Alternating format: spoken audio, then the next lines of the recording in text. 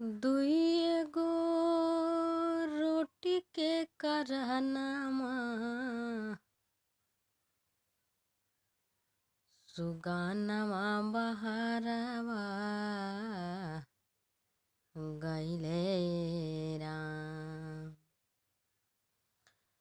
दुइए गो रोटी के करहनमा बाहरा सुगानवा गइले राम। के कर करे मजदूरिया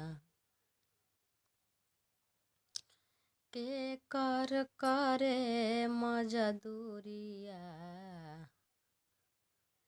अभी ले खबरिया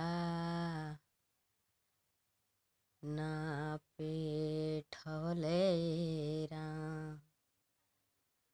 के कर करे मजदूरिया अभी ले खबरिया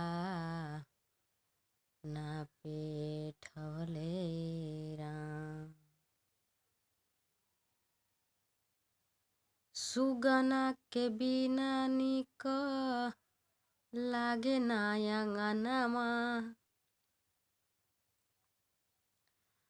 आफत में बीतता रतिया बिहनमा। सुगना के बिना निक लागे ना अंगनमा आफत में बीतता रतिया बिहनमा। पेटवा करैले बदुरिया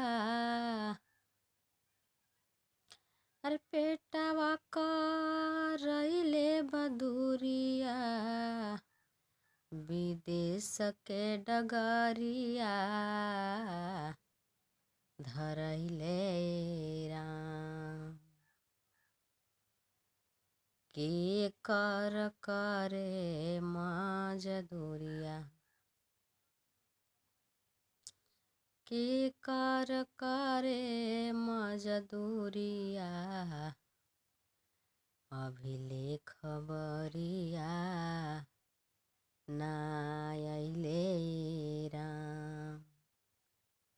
के कर करे मजदूरिया अभी ले खबरियो ना अइले राम। दुइए गो रोटी के करनवा बाहरा सुगानवा गइले राम।